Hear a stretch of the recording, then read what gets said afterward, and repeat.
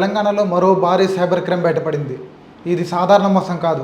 వందల కోట్ల లావాదేవీలు జరిగిన భారీ సైబర్ ఫ్రాడ్ చైన్ బయటపడడానికి తెలంగాణ సైబర్ సెక్యూరిటీ బ్యూరో పూనుకుంది. ఈ కేసులో మరో షాకింగ్ విషయం ఏంటో తెలుసా? సైబర్ మోసగాళ్లు తమకు సంబంధించిన ఒక్క బ్యాంక్ అకౌంట్ కూడా వినియోగించలేదు. ఒక యువకుడికి ఉద్యోగం ఇప్పిస్తామని నమ్మించి అతని ద్వారా ఒక బ్యాంక్ అకౌంట్ ఓపెన్ చేయించారు. దాని ద్వారానే దేశవ్యాప్తంగా వందల కోట్ల మోసాలకు పాల్పడ్డారు. ఈ విషయం తెలిసిన తెలంగాణ సైబర్ సెక్యూరిటీ ఫోర్స్ దీని వెనుకన్న ఫ్రాడ్ చైన్ను ఛేదించడానికి స్పెషల్ సిట్ను ఏర్పాటు చేసింది. సైబర్ క్రైమ్, సైబర్ మోసం రంగాలు ఇప్పటికి కూడా చాలామంది ఒక ఓటీపీ, ఒక ఫేక్ కాల్, ఒక ఫ్రాడ్ ఇన్వెస్ట్మెంట్, ఒక అప్లికేషన్, ఒక క్యూఆర్ కోడ్ ఇలానే ఆలోచిస్తారు. కానీ ఇప్పుడు అంతా మారిపోయింది. సైబర్ ఫ్రాడ్ను కూడా ఒక పెద్ద ఆర్గనైజేషన్ తరహాలో నిర్వహిస్తున్నారు. అది ఎలా జరుగుతుందంటారా? ఒక టీం వచ్చేసి బాధితుడిని ఎన్నుకుంటుంది, మరో టీం అతన్ని నమ్మిస్తుంది, మూడో టీం అతని ద్వారా బ్యాంక్ అకౌంట్ వీటి వివరాలను తీసుకుంటుంది, నాలుగో టీం మొదలు లావాదేవీలు జరుపుతుంది, ఐదో టీం ఆ డబ్బు ఎక్కడ ట్రాకింగ్కి వెసులుబాటు లేకుండా రకరకాల బ్యాంక్ అకౌంట్లకు, విదేశీ నెట్వర్క్లకు తిప్పుతూ విత్డ్రాల్ చేసేస్తుంది. అంటే ఇది ఒక వ్యక్తి చేస్తున్న మోసం కాదు, పక్క ఆర్గనైజేషన్తో చేస్తున్న భారీ నెట్వర్క్తో జరుగుతున్న మోసం. తెలంగాణలో ఇప్పుడు బయటపడిన కేసు కూడా ఇలాంటి భారీ ఫ్రాడ్ చైన్తో నడుస్తుందని చెప్పి అధికారులు అనుమానిస్తున్నారు. ఈ కేసు మొదట ఖమ్మం జిల్లా సత్తుపల్లి మండలం తంబేరు గ్రామంలోని ఒక యువకుడి ద్వారా తెలిసింది.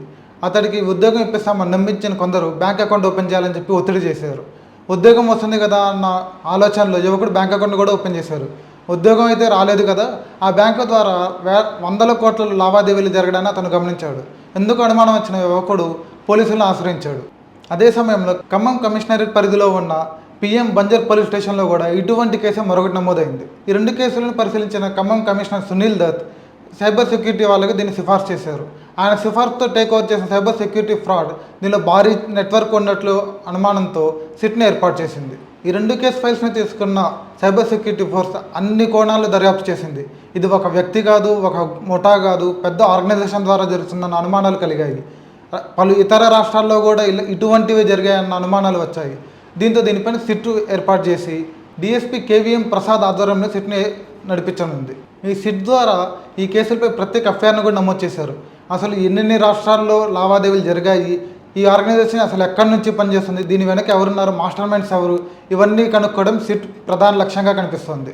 సాధారణంగా సైబర్ ఫ్రాడ్కి పాల్పడే వాళ్ళు ఎక్కువగా ఉపయోగించేది మూల్య అకౌంట్స్. అసలు ఈ మూల్య అకౌంట్ అంటే ఏంటి అంటే అది వాళ్ళ అకౌంట్ కాదు, ఈ వేరే ఎవరిదో అకౌంట్ తీసుకొని దానికి అద్దె ఇచ్చో, కమిషనర్ ఇచ్చో, డబ్బులు ఆశ చూపి అకౌంట్ తీసుకుంటారు.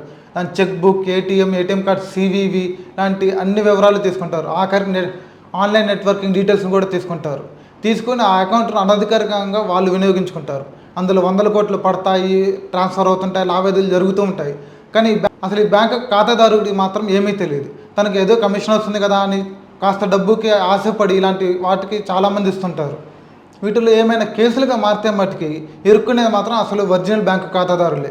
వాళ్ళు మాత్రం సైబర్ ఫ్రాడ్ మోసగాళ్ళు చేతులు దులిపేసుకొని వెళ్ళిపోతారు.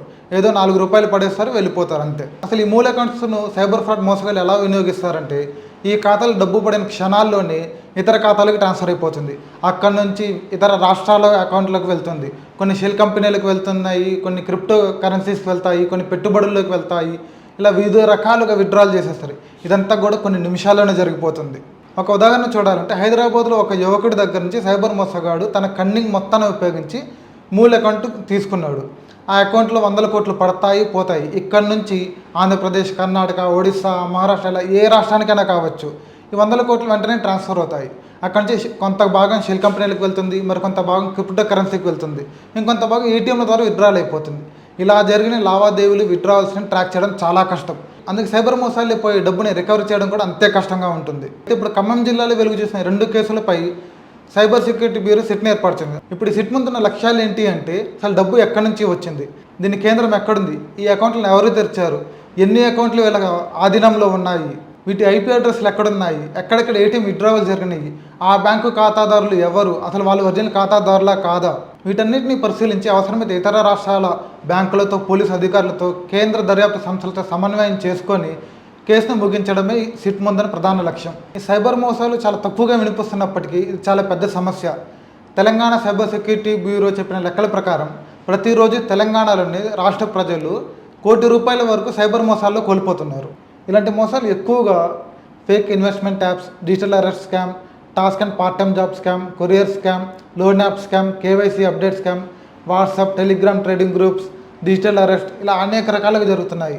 వీటిలో ప్రధానంగా విద్యార్థులు, ఉద్యోగులు, నిరుద్యోగులు, రిటైర్డ్ ఉద్యోగులు, మధ్యతరగతి కుటుంబాలే లక్ష్యంగా మారుతున్నాయి. ఇలాంటి వాటి బారిన పడకుండా మనల్ని మనం కాపాడుకుంటే కొన్ని విషయాలు మనం పక్కాగా గుర్తుంచుకోవాలి. బ్యాంకు ఖాతా నంబర్లు, చెక్ బుక్లు, ఏటీఎం పిన్లు, ఏటీఎం ఓటీపీలు, ఏటీఎం ఫోటోలు, ఆధార్ కార్డ్ ఫోటోలు లాంటివి తెలియని ఎవరికి షేర్ చేసుకోకూడదు. ఒక్కసారి సైబర్ మోసగాళ్ళు ఉచ్చులో చిక్కుకున్నాము అంటే ఏ సమస్య వచ్చినా ముందుగా పోలీసులు పట్టుకునేది మనల్ని. అది గుర్తుంచుకొని మనం ముందడుగు తీసుకోవాలి. ఎవరు ఏదైనా అడుగుతున్నారంటే ఎందుకు అడుగుతున్నారని 1కి 100 సార్లు ఆలోచించుకోవాలి. అధికారులు ఎవరు కూడా మీ ఓటీపీ చెప్పండి, మీ యూపీఐ పిన్ చెప్పండి, మీ యూపీఐ అడ్రస్ చెప్పండి, మీ బ్యాంక్ అకౌంట్ నెంబర్ చెప్పండి, ఇలాంటివి ఏవి అడగరు. అవి మన నిద్రలో కూడా గుర్తుంచుకోవాల్సిన విషయాలు. అయితే ఇప్పుడు సైబర్ సెక్యూరిటీ ఫామ్ చేసిన సిట్ అసలు దాని విచారణలో ఎంతమంది బయటపడతారు, ఇది వేల కోట్లు, వందల కోట్లను ముగుస్తుందా, లక్షల కోట్లకు వెళ్తుందా ఈ మోసాల సంఖ్య, అసలు ఈ నెట్వర్క్ ఉన్న మాస్టర్ మైండ్లు ఎవరు అనేది రానున్న రోజుల్లో తేలనుంది.